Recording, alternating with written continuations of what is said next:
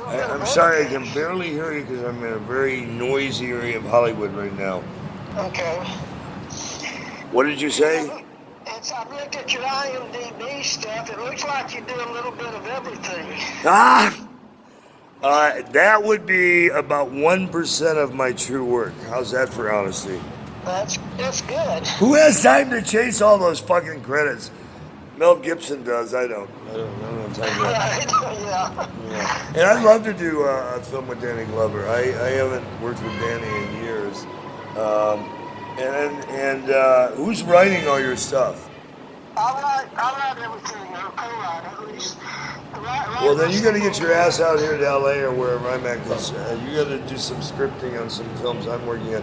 I need you to look at hashtag the Phoenix FENIX. It's my true life story, and also Hollywood Nights, and several other series we're doing. Did you see the stuff I sent you on my favorite Russian spy actors, or one of them?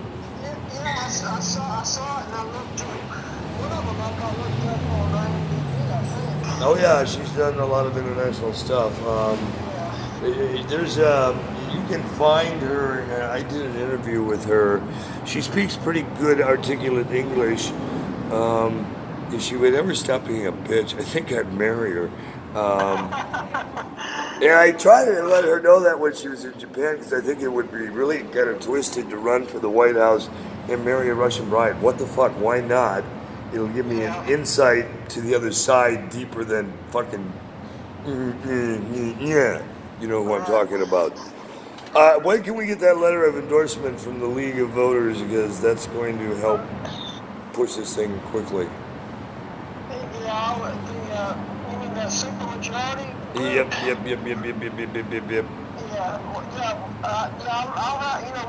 We can talk to them about that. I'm not controlling that or anything. I'm just one of the members, Right, but you can make a recommendation to the board based on XYZ, MICKEY. It's better than me knocking on heaven's door and saying, "Hey, would you mind kicking it down there for me?" I mean, I can do that because I'm so shy, but it might be better for you to do it. I know Jeff has worked. Have you looked at Jeff Holmes' credits? I know a little bit about You should punch that up before we get him on the phone. Jeff actually just moved out of Hollywood. I've known Jeff since his birthday, I think, when he first moved here.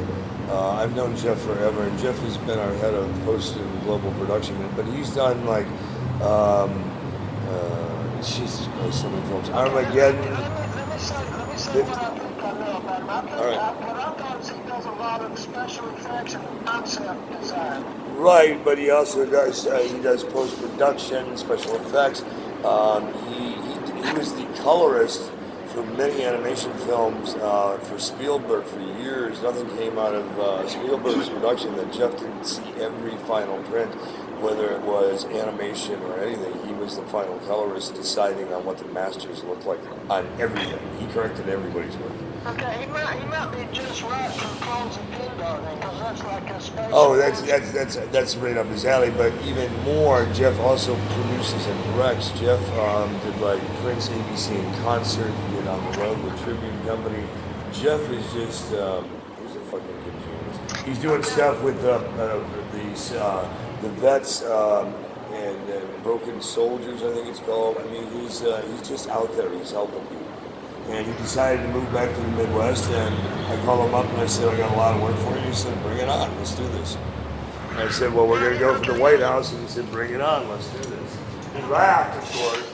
He was kind of like, I was wondering when you were going to do this.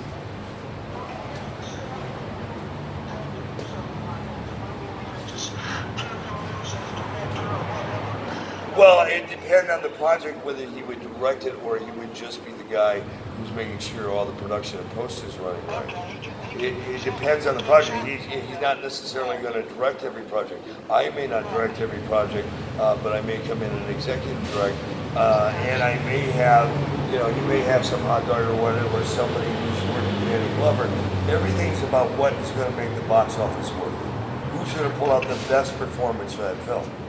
Okay, Danny sent the screenplay, the Lethal Weapon screenplay. It's called Lethal Weapon to Die For. Well, we got to be careful because I'm sure Warner Brothers might have some licensing rights. So what about Mel Gibson? I'm sure Mel's gonna. Oh, okay, cool. I just want to make sure it's going to the right food chain. You know, somebody else who I'd like to pull in on that one if we could bring him in. A couple of guys. I think Robert Downey Jr. might be good for a new version of this, as well as Christian Slater. Yeah, okay. Well, if Richard Donner likes it, then then it'll be time to to discuss. Well, what if Mel doesn't like it? Where you at if Mel doesn't like it? Does Mel pull out of the series? No, Mel will like it. It's Mel's thing. I mean, Well, and is Mel having a sane day, or is Mel being completely fucking insane again?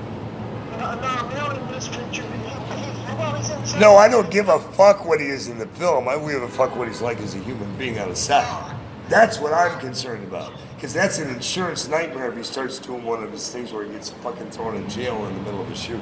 I know what this shit can cost, dude. I've done these things before. I've done films with Morgan Freeman. I've done films with Christian Slater. I've done spy films. I know what this shit takes to do, and that's why I said we also do logistics and foreign shit. If we need to do a film and part of it in Russia, I already have contacts in the Russian government to do that. I don't know that I personally would go there as much as I love them, unless, of course, or Lova says yes, but that's another whole conversation. Or one of my other spy friends from Russia. I have so many Russian spy friends. I should just marry them all. Maybe that's why they never kill me. It's to serve with love. Oh, I missed my target again. Well, yeah. Well, I have a black woman as a wife. My wife, I was married to the 42. Oh, dude, I've been married twice. My second marriage, one of my companies in 1999 was worth $10 billion by private independent appraisal. And my net worth was projected to be worth $4 trillion in 18 months. My second wife cost me a company, her and her dad, and some corrupt people in government, and Bill Shea, and John Cutler. I could go down a list of motherfuckers who are going to someday pay through their fucking teeth to hell because they fucked with Uncle Kurt and he's a dog. See, I've been coding code. I was the kid who hacked the Library of Congress when I was in 6th grade. Well, I didn't really hack it, I had presidential codes, but I had developed on dial-up lines how to actually put couplers together and get teletypes to work and rewrite and send messages and shit. I was rewriting federal code at night after I bring it down during the day because Mom always told me I needed to have a 6th grade education. I was an advanced 6th grader, and most of the shit I was uploading for the president or senators was all a bunch of rhetoric, horse shit, and spin control. And they didn't like the fact that I was doing this, so they took my toys away for a few years. Well, the best way to do something for you, Jeff, we want to run the project.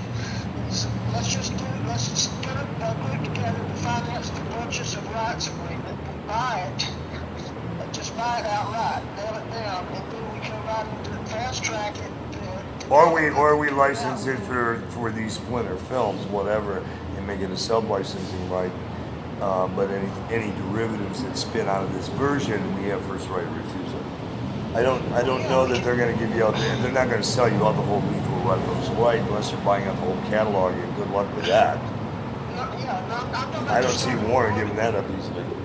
Yeah, I'm talking about just starting with one of the pictures. And quite honestly, Warner may want to throw a lot of money at this because it re-launches the old shit. So Warner might be a good place to pitch this film to the package. They may like a lot of the other ones or want to first look at them if they pick up on this. It's just a thought. And what's this guy in? Where's the guy in Arabic? Where's that guy coming from in the world, that production company? Which one? The No. The guy who sent something in Hebrew or hieroglyphics, and you sent back the name of a production company. How'd you get that production company name? I don't know what that was. Well, where'd you get that production company name you sent me? I didn't. I only sent you my company showing the pictures. Oh my God, Jesus Christ! I sent that back asking what was the name of his company. I have no idea what that said. Hey, did you see the group that I sent in? You sent that group of 20 and text you're in? Yeah, but I didn't know what it was. Do you see the names that are in it? Yes, I saw names. Okay, but did you read what they were? I read it, but I didn't get Okay, much out of it. let me try it again. HBO, Netflix, I saw that. ABC, Yeah, FBI, right. putting people on government notice, NBC News, the Right. Hofflins with the Today Show, putting them on notice that I might be running for president and we're doing a lot of films. Okay, no, that's all right. And that we may be getting support of a major group. And if you see in the thing I sent out, it also has a link to the group.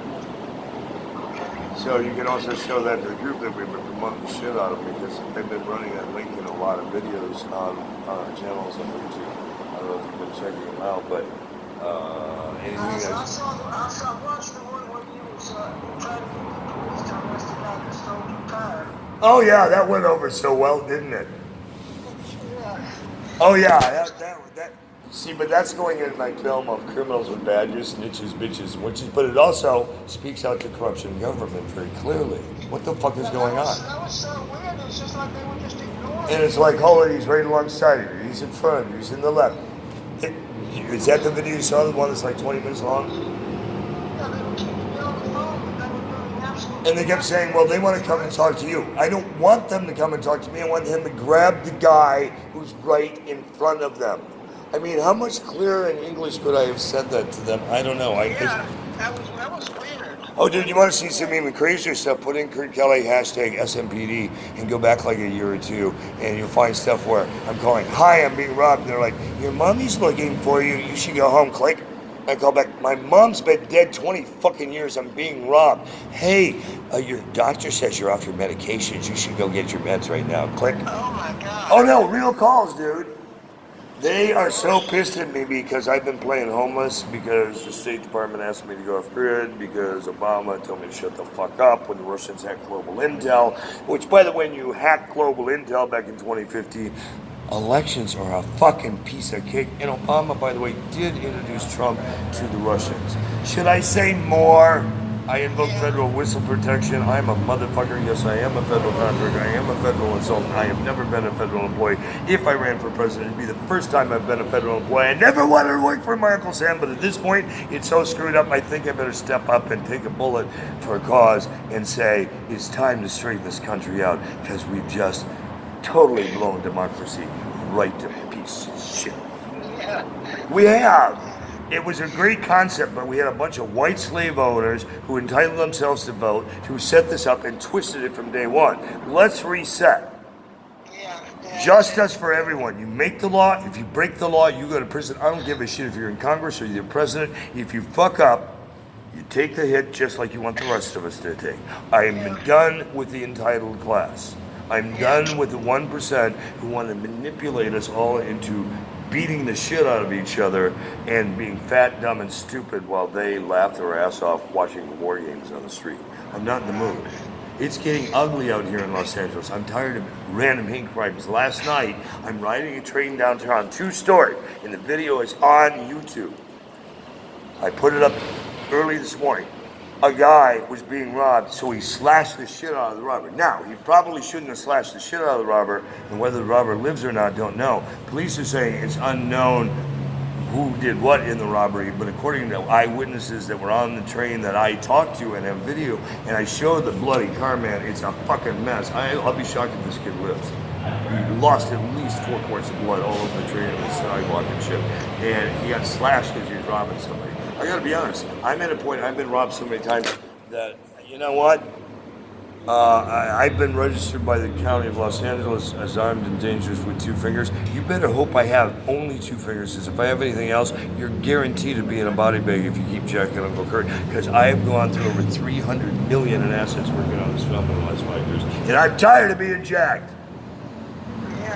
That's a lot of money to invest in this, and if you look at the raw daily footage up there, it's real life. I need a story written around this, and we can add in narratives, and we can do some reenactments of the other parts you can see. We're starting to see it's real good. I think you're going to see it's a very serious motherfucking film. I'm done with criminals with badges doing hate crimes all across North America, capping people. Did you see in Minneapolis, a white girl got a $20 million settlement because when she called 911 to say someone was being assaulted in the alley behind her house, the cops came and shot her. Oh, wow. What the fuck? Yeah. How do you shoot the person who called to say there's a problem, we need help in the hood? Wow, wow, wow, wow, wow, wow, wow, wow, wow. And they called it a racial hate crime. And they're hoping it brings the city of Minneapolis together by paying that money out. And part of the money the family insisted had to go out to victims of violent crimes from the police, a couple of $1 million. They only took like 18. You know what? The city of Minneapolis got off awful fucking easy. You cap an innocent housewife who's just trying to help out someone outside. I don't even know how you justify that you were protecting and serving who? Who got protected and served there? I'm missing the boat here. Can you help me with that one, Gary? And maybe that's the way this film needs to open, with something that heinous. Maybe one of the bodies that we expose. I've even found dead bodies on the beach buried in plastic. I've found people telling me stories of things. If you hear some of these homeless stories, that will just make your eyes bleed. And some of them we've already shot in 360 VR even. So if you think you can help with this stuff, it might be a fun ride. But that means you're gonna have to come out to Hollywood for a while, because I'm not coming to Texas and sweat my balls off to tell the story. Well, yeah. I may do a pass through there if I have to run for president, but that's about all I'm doing. It's too hot there. Besides, if I'm gonna start running, when do they start the stomping for 2020? Doesn't that start later this year? I'm gonna have to start getting ready to get out and do stomping in cornfields and shit. Stumping. That's it. You could go stumping with me too. Hey, that could be fun. The behind-the-scenes stumping on the trail. Yeah. Well, if it's your story, whatever it is, you need to put it group together and do a purchase. Well, and that's a whole nother series that I own exclusively. Yeah. The Phoenix is my series. I own that. We already have the signature marks, the copyrights. We've been developing the project for years. The Kurt Kelly real rock and roll story. I mean, there's so many different ways we can slice this because of what I've done through my life, from television and film and music and concerts and stopping wars. Have you yourself personally done a purchase of rights agreement with your company so that your company owns it? Oh, my company, yeah, that's, it's in the contracts. Even when we come in and produce projects, we have, share rights. That's all built into our agreements, distribution rights. All that shit is really defined. According to the networks and the studios, nobody in the industry has thicker, more complex, thorough contracts than Kurt Kelly. The studios hate me because I'm a motherfucker at detail. That's why I get whatever credits I want when I show up on a set for something. Because if I'm putting up more than 51% of the cash, you better fucking bank on it's gonna be done right. Right. If I'm coming in, and that's what an EP does, they're coming up with more than 51% of the cash. If I'm bringing in the lion's share of the money, you better believe it's going to be done to our specs, because, I mean, look at our track record. I have awards I've won. Jeff Holm has won so many awards. We don't do we only hire the top 1% because we can, and because, quite frankly, we're making art. We bring in newcomers, and we do upstarts, and God knows we've broken a lot of talent in music and film over the years, Jeff, myself, and people we work with. But and that's been my promise to John Garrett and ABC since I was 16, that if I saw talent, I would open the door. It's up to them to go through it. It's up to them to do it right. It's up to me to encourage them to do it right. But beyond that, lead the horse to water, but don't make them drink. You can drown them. Do you know Jim Giannopoulos, chairman of Paramount? I don't want to get into all those conversations right now because my throat is fried, and I want to try and get a hold of Jeff, and I do have to try and get some other stuff done, but we can have this conversation at another time. Let me try and track down Jeff. Okay. But at least this was a good start, and I'm going to text you Jeff's information, and I already text him your information. I'm going to text you his number. Why don't you blow a call into his cell phone, and if you don't hear from me, see if you can get it set up when we can talk with him. Okay, let me tell you why I brought Jim up. Jim is referred by Michael Jackson's screenplay, No Stop Dancing, to Scott Regan, the producer Scott Regan, and they... Scott Regan? Hold on, did you say Scott Regan? Scott Rudin. Oh, I thought you said Regan, Scotty Regan. I've known Scotty for years. No, Scott Rudin, R-U-D-I-N. Well, how is he involved with the Michael Jackson estate? Because they're definitely going to have a sign off on this. He has my screenplay, and he's interested in producing it. Yeah, but how does he have clearances through? I'm asking a very direct question with the Jackson family, because if he has no relations there, he's going to be starting off. This is my story of my investigation. I understand, but you're not hearing my question. You're not hearing my question. Well, the Jackson estate is still going to have control over what you do in that film, or they will sue the fuck out of you. No, see,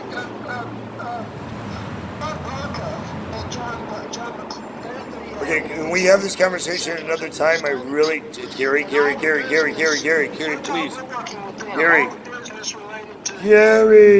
can we please have this conversation another time? I really got to get on with some other business, please. Okay, I'll talk Thank to you you. later. Oh my God, please.